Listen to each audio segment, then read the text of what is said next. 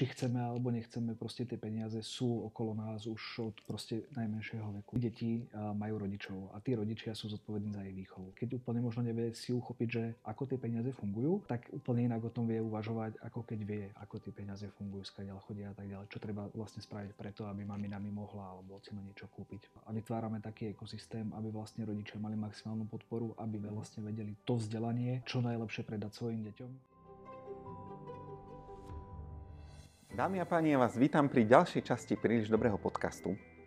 A dnes tu máme výnimočných hostí, manželský pár Ľudsku a Tomáša Riskovcov, ktorí vytvorili unikátny projekt pre ďalšie generácie, pre ich vzdelávanie a preto, aby boli múdrejšie, čo sa týka finančnej gramotnosti. Ľudská, Tomáš, ahojte. Ahojte. Prosím vás, tak predstavte sa nám, čo máte, aký máte projekt, čo máte za ľubom, som chcel povedať, lebo je to úžasné za mňa a budem veľmi rád, keď to s nami zazdieľate. Hovorí sa, že dámy majú prednosť, ale my sa dobre poznáme, tak ja si to zoberiem a začnem ja. Nám to tak prischlo, že my sme vlastne Riskovci a potom vlastne to rozvedieme, že ja som Tomáš a moja manželka je Lucia. A ja som človek, ktorý sa rád učí nové veci.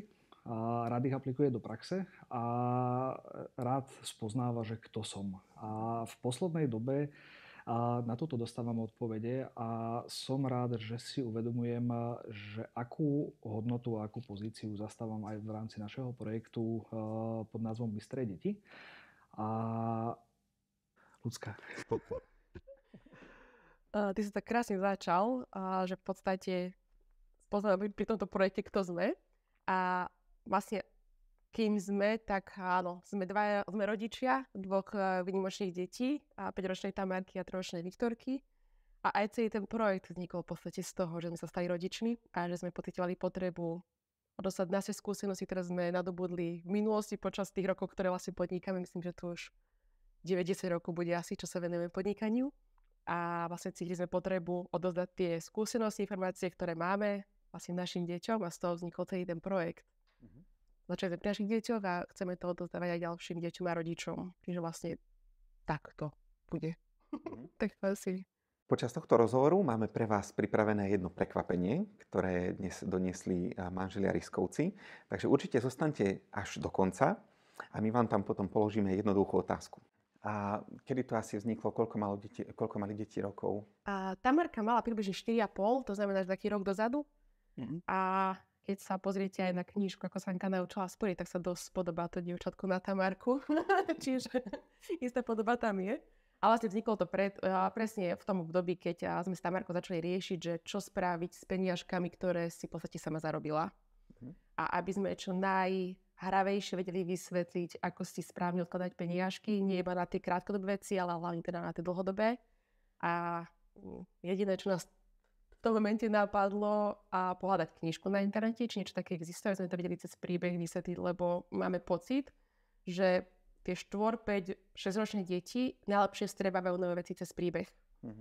Tak sme teda začali googliť a nič sme nenašli, tak sme si teda povedali, že nezostáva nič, iba napísať knižku vlastnú. To bol taký začiatok.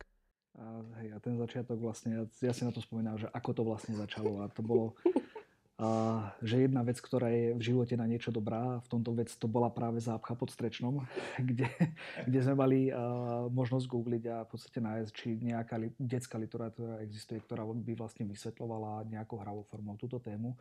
A nedokázali sme nájsť nič, čo by možno vyhovovalo tým našim predstavám. A práve, ako Ľudská hovorí, že z toho vznikol práve tá myšlienka, že teda poďme to odovzdať teda našim deťom a chceli sme to posunúť, že trošku ďalej, že nie len našim deťom, ale poďme to teda, tie naše skúsenosti vlastne, ktoré máme nazbierané z toho biznisového obdobia, aby sme to vlastne vedeli dať práve do tohto projektu a odozdať to vlastne čo najviac rodičom v rámci, poviem, že Česka, možno aj Slovenska, lebo aj tam sú nejaké zárodky toho projektu.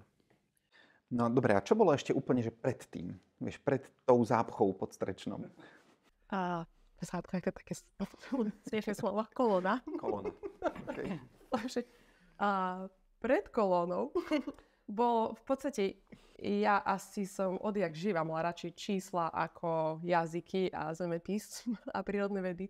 Čiže ja som už v podstate vyštudovala obchodnú akadémiu, potom som išla na ekonomickú fakultu, potom som bola v banke, teraz v podstate robím finančnú poradcu, čiže celý môj život sa vlastne točí okolo čísel, ohľadne vlastne finančnej gramotnosti.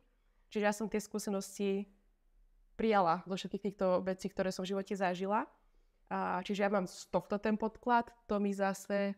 No, ako on tiež začínal vlastne ten podklad, poviem, že ten, ktorý sa neskôr odzrkadlil vlastne celkovo v tom projekte, začal asi v 2014, keď som sa rozhodol, že tú pracovnú pozíciu, ja som bol vtedy vlastne projektový manažér na univerzite a zistil som, že tá pozícia nie je úplne akoby, že úplne mi nepasuje a stále mi tam niečo chýbalo.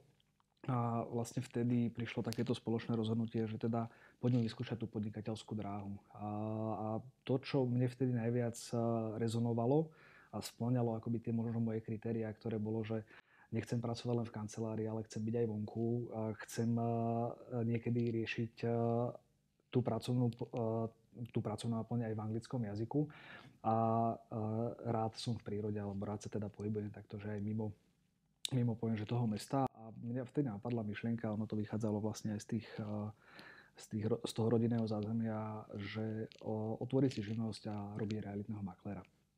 A rok na to, po tých skúsenostiach, ktoré vlastne som tam nadobudol, tak nám prišla vlastne tá myšlienka, že poďme otvoriť franšízovú kanceláriu Remaxu v Žiline, lebo vtedy vlastne nebola a chýbalo tam práve to zázemie. A to boli také tie podnikateľské začiatky, ktoré nám dali, v podstate nám otvorili akoby trošku nové dvere v rámci toho, že čo všetko sa človek môže naučiť a čo môže získať. A tam začala akoby tá taká škola podnikania.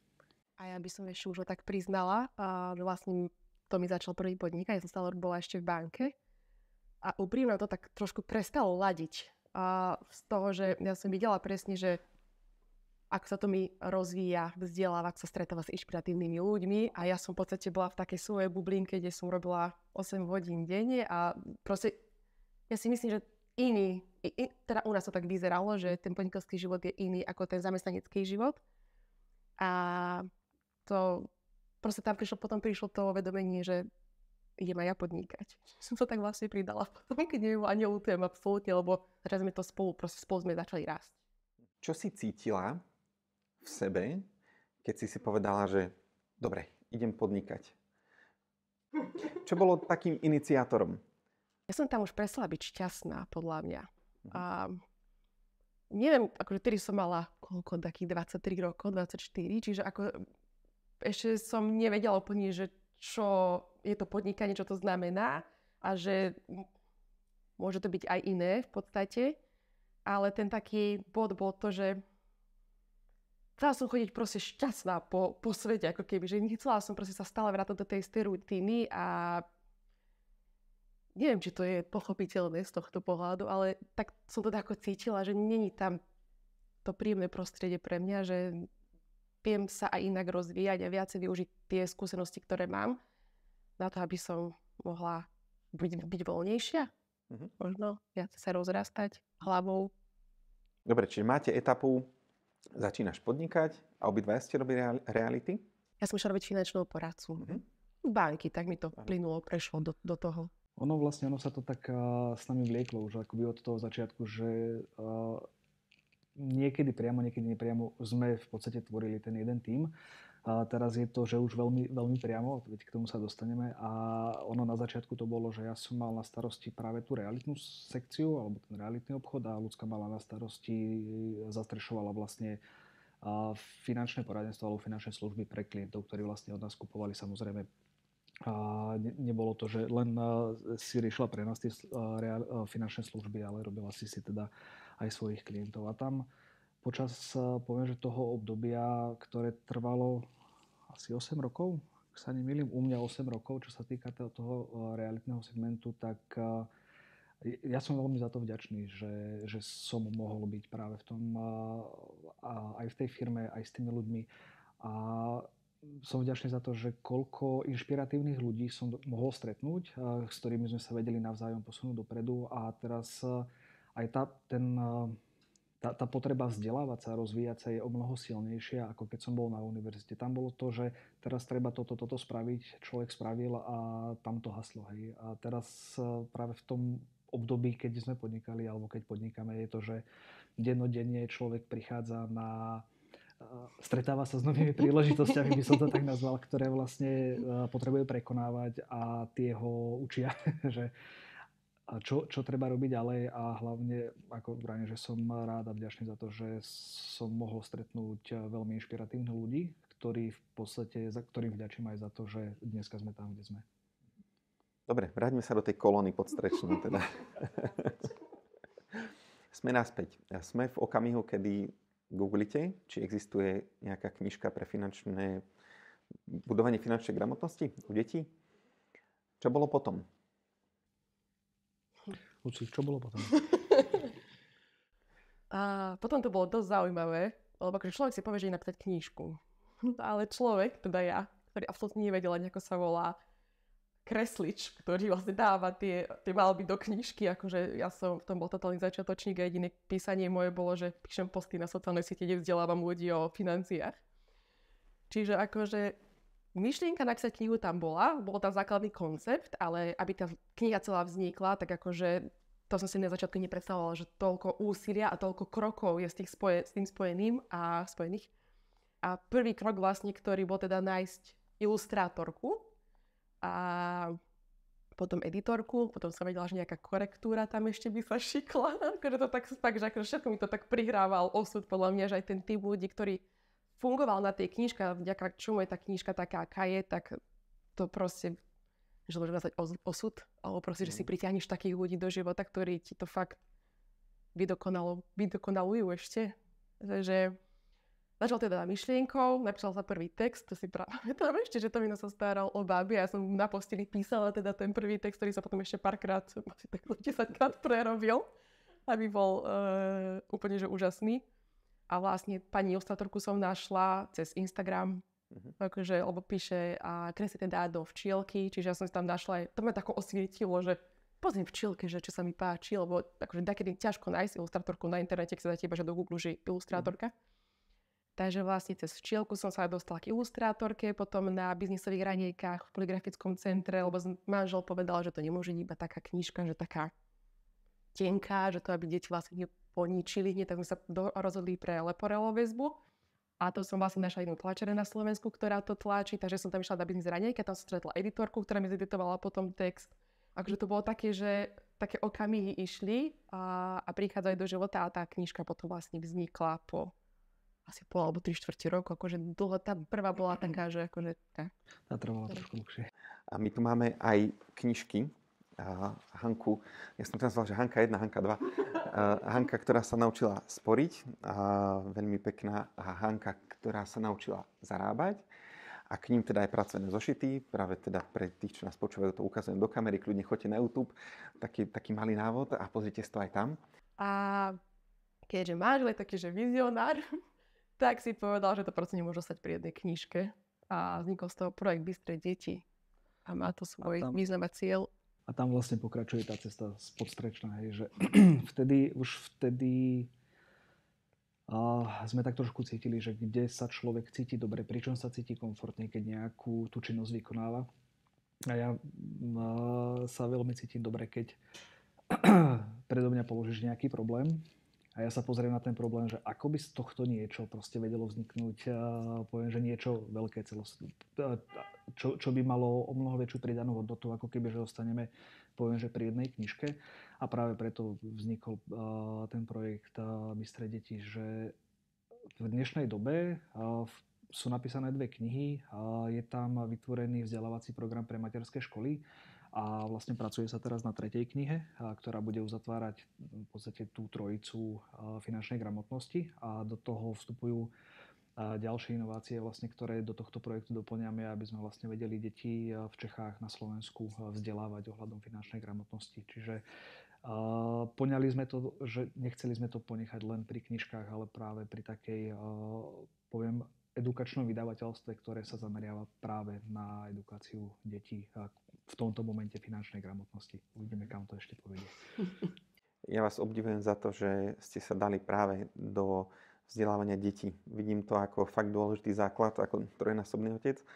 A, a aký je rozdiel medzi vzdelávaním dieťaťa a dospelého? Zásadný. Deti sú bez predsudkov, absolútne. Majú úplne čisté hlavy. Tam akože... A tá radosť z toho, že keď im viete odozdať informáciu hravou formou, tak oni majú úžasné feedbacky. Akože zbožňujem čítať knižku deťom, rozprávať sa s nimi o peniazoch, lebo aj keď možno niektorí rodičia si myslia, že ako dieťačko sa to ešte má, lebo my sa vlastne zameriavame na tú kategóriu 4 až 8 rokov. A s takými názormi sa stretli, že to je ešte skoro, že tam sa treba iné veci učiť. Ale myslím, že aj toto je veľmi podstatné už v tomto veku začať sa rozprávať o financiách, o peniazoch a to proste vidíte, keď dieťaťu poviete, že máš rád peniaze, alebo čo si chcel kúpiť, alebo o čom snívaš a iba tam spomínate slovíčko peniaze, ktoré sa tak rozžiaria tým deťom oči, lebo proste je to zaujímavá téma ako taká. Čiže edukácia detí je trošku jednoduchšia ako dospelých možno.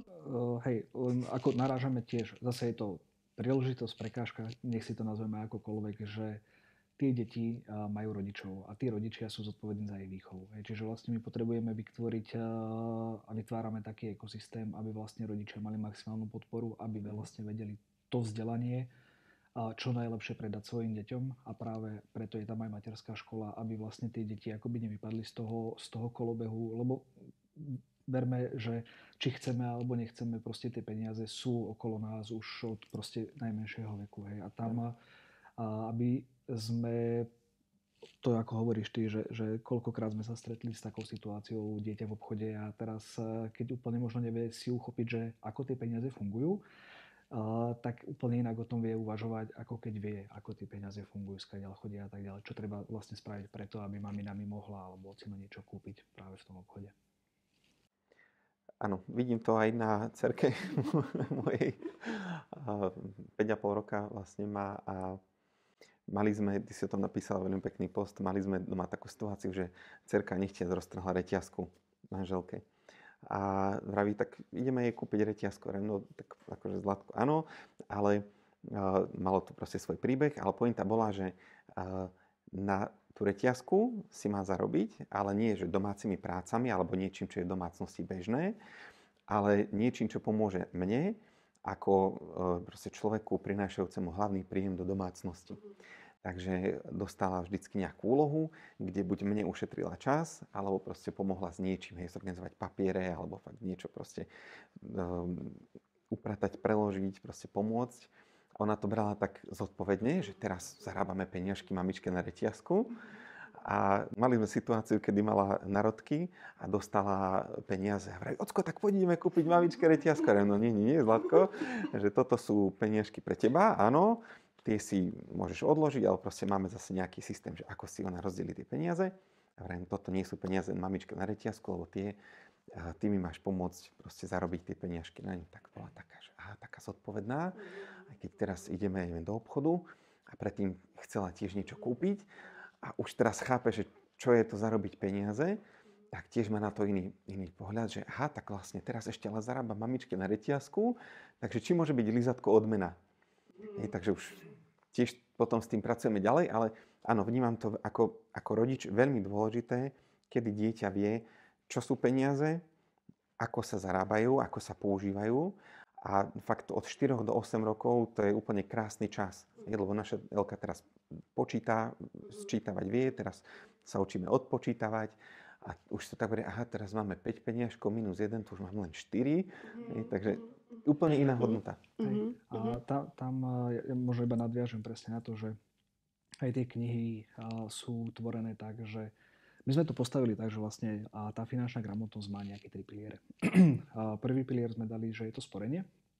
To znamená, že tá kniha hovorí, je ako sa Hanka naučila sporiť. Ale nie je to len o sporení. Je to o tom, ako si vlastne tie deti majú plniť svoje sny. Hej, to znamená, že ja keď niečo zarobím, alebo to dieťa niečo zarobí, ako si má tie peniaze rozdeliť. Aby si ich aj užilo, ale aby malo aj niečo do budúcna na ten nejaký veľký sen, ktorý bude mať.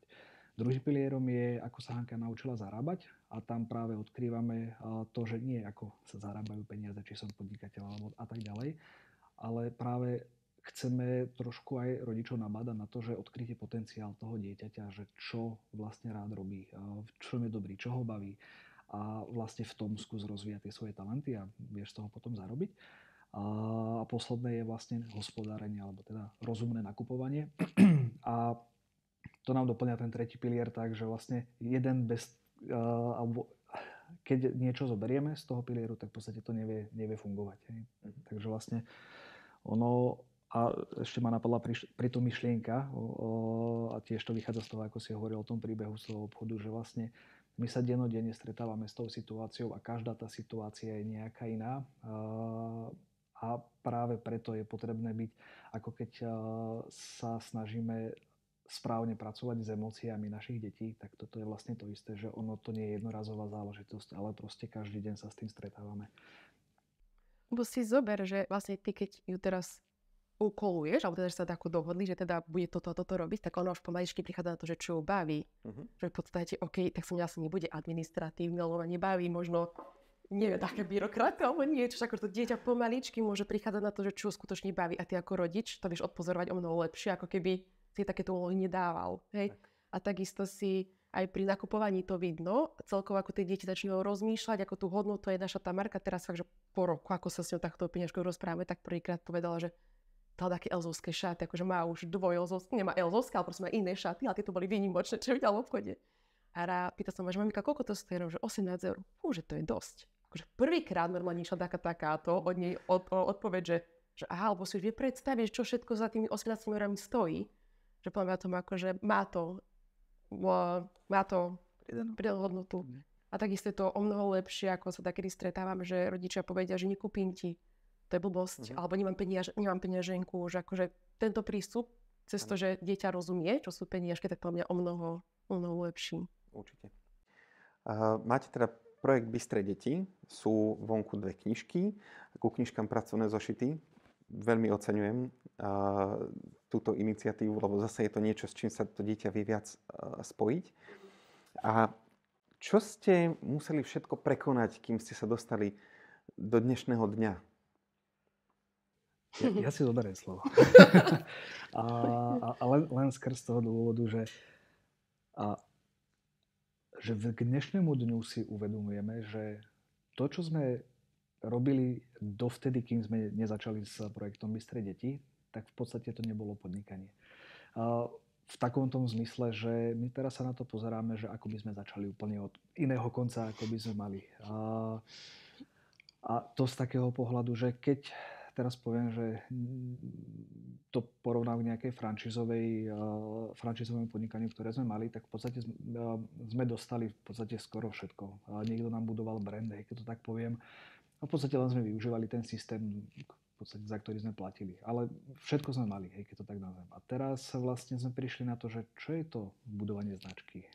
Čo je to vlastne akoby tá marketingová stratégia? Čo je to vlastne ten predaj? A pomaličky akože zabrdáme, že čo je to vlastne tá e-komercia? A aké vlastne veci za tým sú, aby sme vlastne vedeli tým, že vlastne aj tie knihy distribuujeme a predávame vlastne sami. To znamená, že vlastne museli sme tam vytvoriť aj vlastný e-shop. A potom, keď sme chceli vytvárať materské školy, tak sme vlastne potrebovali prepojiť niekoľko systémov, aby sme vedeli vytvoriť nejakú vzdelávaciu edukačnú platformu. A aby som možno nešiel úplne do tých technických vecí, je možno dobre povedať to, že keď niekto začína podnikať, tak by si mal spraviť skôr taký prieskum, že napadne ma nejaká myšlienka a pozrieť sa, že či na tom trhu niečo je, kde je moja konkurencia a trošku akoby sa umiestniť pred tým, ako začne vymýšľať možno nejaký názov a možno nejaký produkt a tak ďalej, kde aj toto sa nám akoby vracia, že teraz by sme to spravili ináč, možno s tými skúsenostiami, ktoré máme,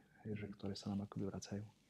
No to je vlastne veľmi dobrá tá knižka, ktorá teraz vznikla, tá žltá kniha Michala Pastiera, kde proste podľa mňa, keď si začínajúci podnikateľ, ale taký, že potrebuješ budovať svoj vlastný biznis, tak akože keď tam ideš kapitolu po kapitolu, tak ti to dá veľkú pridanú hodnotu. Ale zase, samozrejme, sme radi na ten rok a pol, koľko už máme to bystré dieťa, lebo sa nám to ukázalo iné smery a proste sme si to vybojovali. A vy aj fyzicky chodíte do škôlok? Robiť nejaké prednášky? Je to taká kombinácia, že aj fyzicky chodíme a je to aj také, že vlastne majú v podstate tie informácie na nejakej platforme vzdelávacej a do toho majú fyzické produkty a nejaké návody, ako majú s tými deťmi pracovať. A ako to škôlky príjmajú? Alebo vy jednáte priamo so škôlkou, alebo so samosprávou, že v tom edukačnom systéme je to ako prijaté? Tiež iba akoby to vrátim naspäť, že tiež sme začali úplne že od iného konca a nemali sme možno že úplne zistené tie informácie, že poviem tak, že my sme mali nejakú predstavu, že vieme, že to je pridaná hodnota, ale nevedeli sme, že napríklad, že kedy oslovať tie škôlky, lebo sme zistili, že vlastne oni ten školský rok majú nejako naplánovaný a my sme trafili, poviem, že úplne iný kvartál, ako by to bolo ideálne. Hej. Ale... Sme vlastne trafili september, alebo august, keď vlastne majú pani riaditeľky takúto veľkú hlavu, vlastne úplne všetko im začína v tom školskom roku, čiže ak plánujete vydať čo taký, tak máj, jún, apríl, máj, jún. Čiže vlastne sa vrátim iba naspäť k tomu, že možno sa vytrhnúť práve z tej zóny, že všetko viem a skôr akoby viacej pátrať, čo... my sme to na začiatku mali, ale nejakým postupom sme sa zase dostali do toho, že už to sebavedomie možno bolo trošku vyššie a ako veľmi sme tam narazili pri tomto, že potrebujeme ísť trošku zase naspäť od podlahy. No, to je veľká pravda. Aj čo sa týka možno práce, aj čo sa týka života. Hej, raz som pozeral jedno video, že 3 najnebezpečnejšie slová, ktoré človek môže povedať. Ja to viem. Čo z tohto všetkého bola taká najväčšia lekcia, ktorá vás zasiahla a ktorú tak máte stále v pozadí, ale myslím v tom dobrom, že taký najväčší krok ste vďaka nej urobili? Ja by som to nazval jedným slovom. To je vďačnosť. Byť vďačný za tie veci, ktoré máme, aj za tie dobré, aj za tie zlé, lebo sa nám tam ukazuje, že aj tie zlé nás niekde posunuli dopredu. Tak presne. Dávať si pozor v podstate na ego, ak to tak môžem nazvať, lebo veľakrát si povie, že som toto dosiahol a to sebavedomie ego ti stúpa, ale prestávať byť presne vďačný. Ďakujem, že sa mi to stalo, že ďakujem, že som toto dosiahol. Tak pozrieť trošku inak na to. To teda čo to si pekne povedal. To je fakt krásne. Chcel som sa spýtať teraz na uvedomenia, aké ste dostali. Neviem, či to tam sa tak nebije s tým. Ono sa to prelína, ale ono ich je viacej asi tých uvedomení a podľa mňa v každej tej etape platí nejaké iné, by som to nazval. Možno pre mňa, že za každým, ako sa vyvíjaš a ako sa posúvaš, tak rezonuje s tebou niečo vždycky viacej. Ja som mal naposledy uvedomenie, že prekážka je cesta. A že doslova. Lebo tým, že ja sa rád pozerám do budúcna a rád vidím tie veci, ako by už boli. A pritom zabúdam akoby žiť že v tej prítomnosti. A keď príde nejaká tá prekážka, tak niekedy ma to dokázalo akože viacej vykolajiť a teraz si viac uvedomujem, že proste to na tej ceste podnikateľa či chceš, či nechceš je. A je potrebné si uvedomiť, že proste prekážka je cesta. Tak, lebo keď zoberieme akýkoľvek problém, ktorý prišiel, tak sa ti vtedy zdal ako katastrofálny. Jasné. Ale keď si ho prekonal, tak akože fakt so 100% sme sa vždy dačo nové naučili. Akože to bolo vždycky tak. Hej. Ja som si teraz spomenul na jeden, teraz sme posledné 3 týždne riešili jeden problém, ktorý bol spojený s automatizáciou procesov v rámci vlastne celého nákupného alebo respektíve toho predajného procesu. A dačo sa nám pokazilo na webe. A 3 týždne som nevedel prísť na to, že čo to je. Vyskúšali sme poviem, že všetky technické riešenia, až nakoniec to bola nejaká banalitka. Ale vrajím, že 3 týždne. A kebyže vlastne sa na to akože vykašlem, tak v podstate nevieme úplne jednoducho si ušetriť čas, náklady s tým spojené. A to je to, že človek, aj keď príde na tú prekážku, tak musí byť proste vytrvalý, aby vedel z tej vízie a z tej myšlienky proste urobiť to hmotné.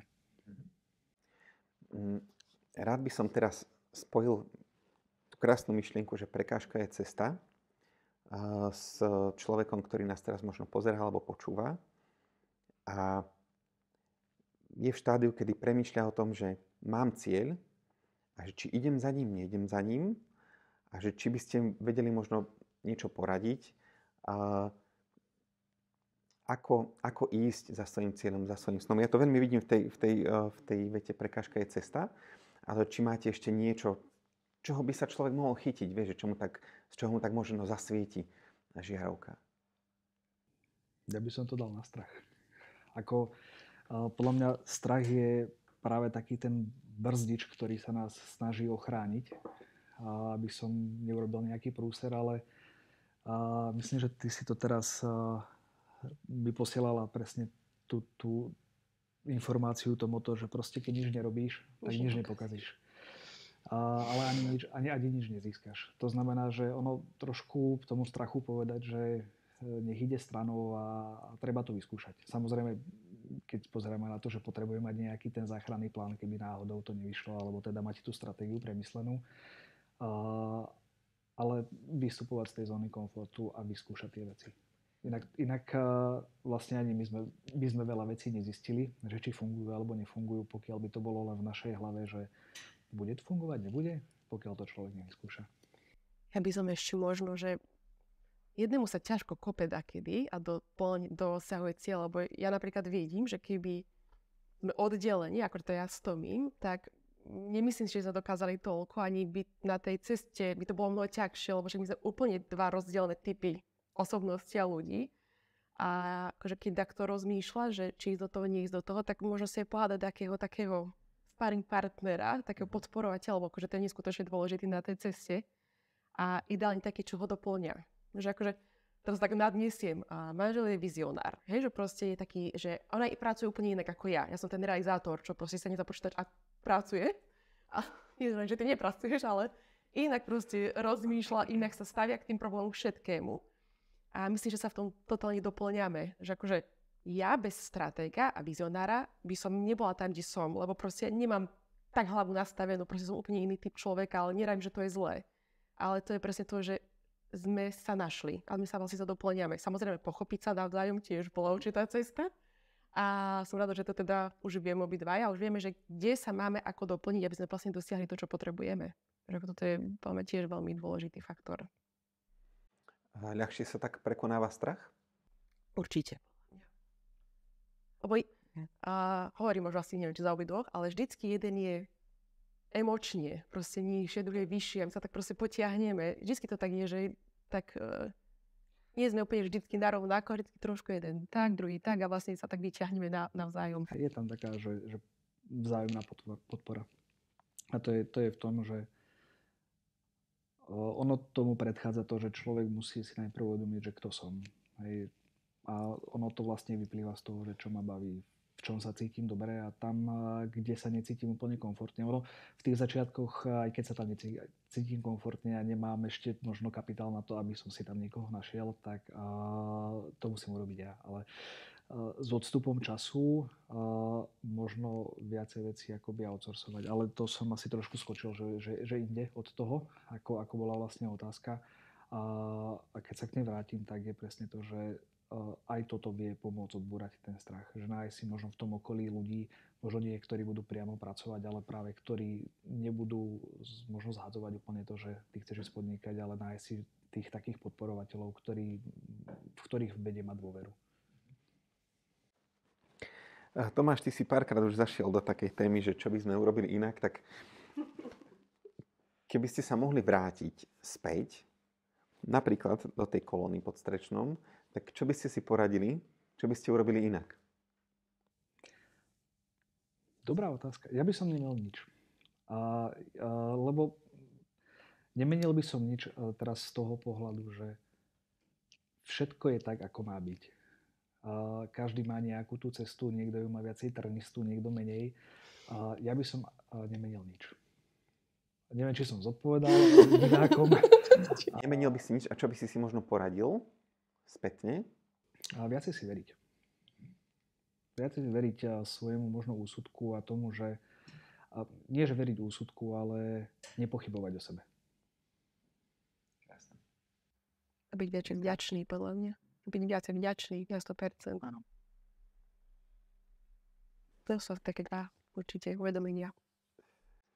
To sú veľké veci, čo tu odzneli. Vieš, teraz si predstav, že niekto, kto nás pozerá alebo počúva, fakt sedí doma alebo proste sa pohybuje v priestore a premýšľa nad tým, že toto by som chcel urobiť, ale neviem, že či mám, či nemám. Takže vy vravíte, že by mu mohla pomôcť teda podpora na 100%, aby si viacej veril a tým v podstate tá podpora môže byť taká vyvýšená a aby prekonal svoj strach. Máte nejaký recept na prekonanie strachu? Máš taký, že...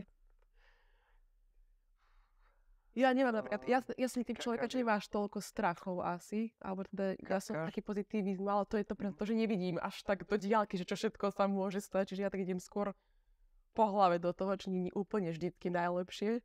Ty vidíš skôr, čo môže prísť potom. To, že skôr je to také individuálne, že ako prekonať ten strach. Každému môže fungovať niečo iné a to teraz možno nech sa divák sám zamyslí nad sebou, že potreboval som ísť na skúšku niekde, s niekým sa rozprávať, ako som ten strach vtedy prekonal, čo mi pomohlo, čo ma dokázalo ukludniť.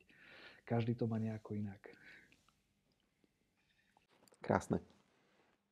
No, a čo vás ďalej čaká? Pravíte, že 3. kniha je vo výrobe. Pracujem na nej. Perfektné.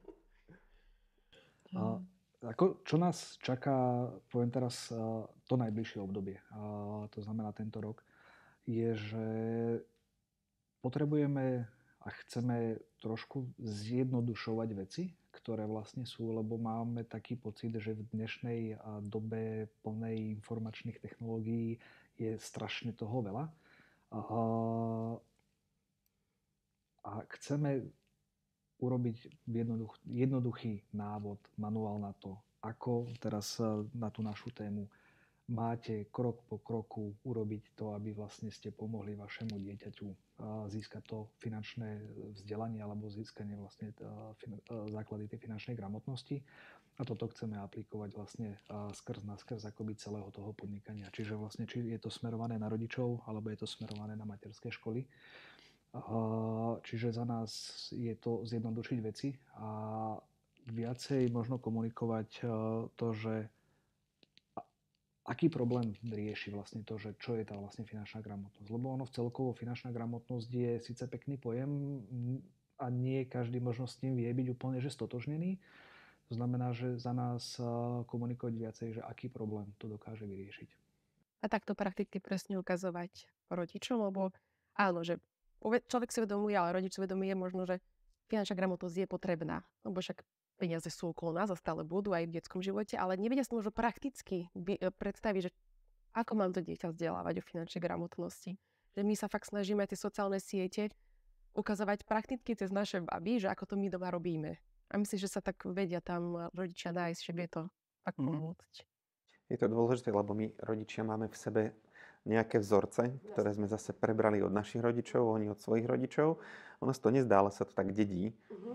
A je to krásne, že vlastne ste dali ľuďom pomôcku na to, aby aj oni v sebe možno niečo zmenili, respektíve keď získajú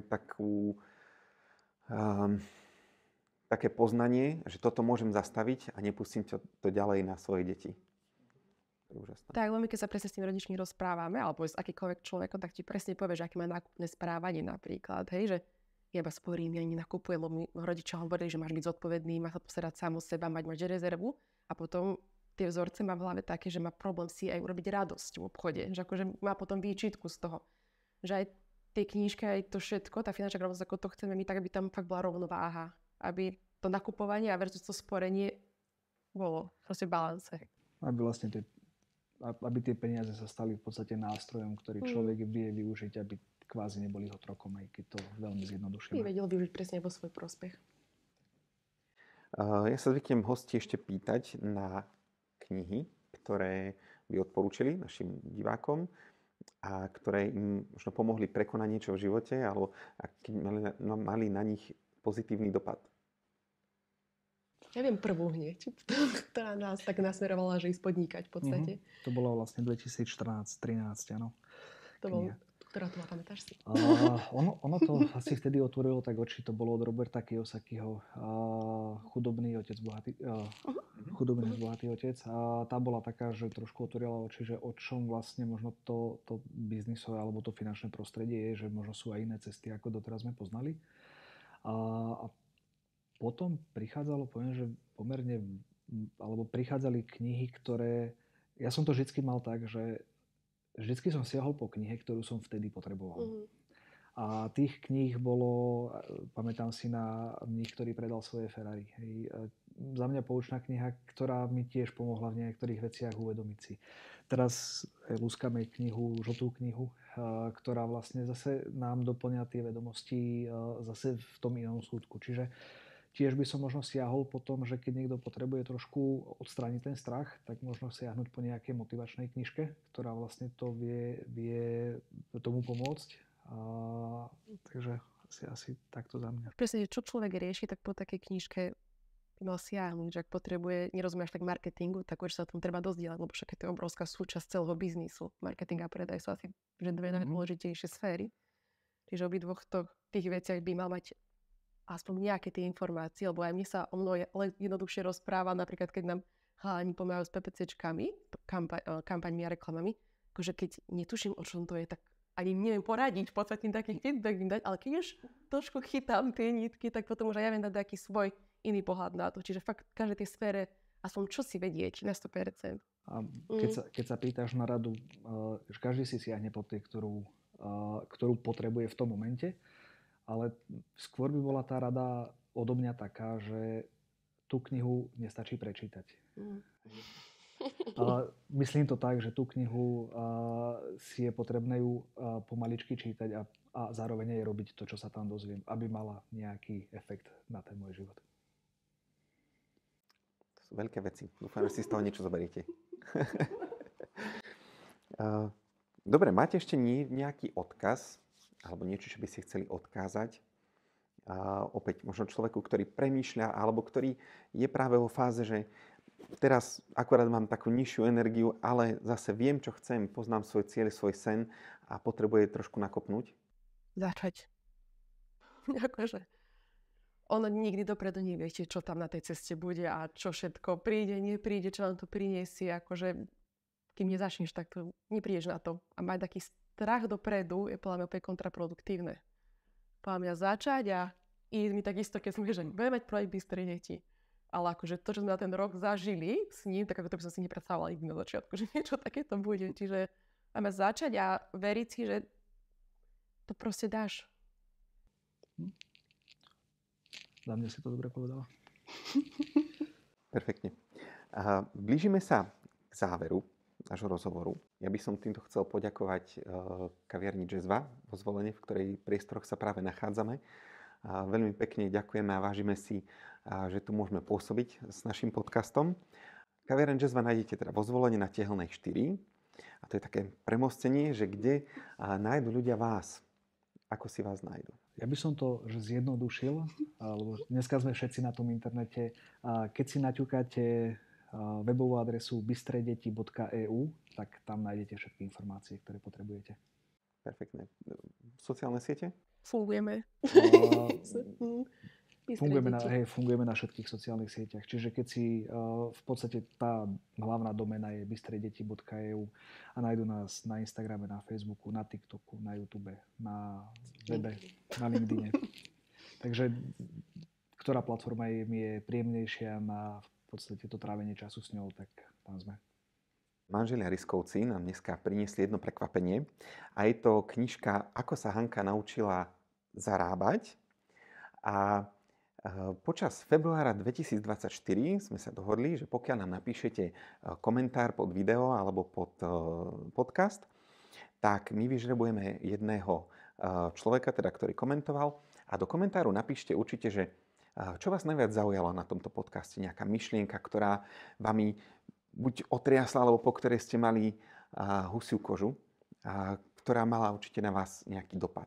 Takže my sa potom vrátime späť k komentárom, vyžrebujeme, určite k tomu urobíme nejaké video alebo niečo zábavné a obdarujeme vás jednou knihou.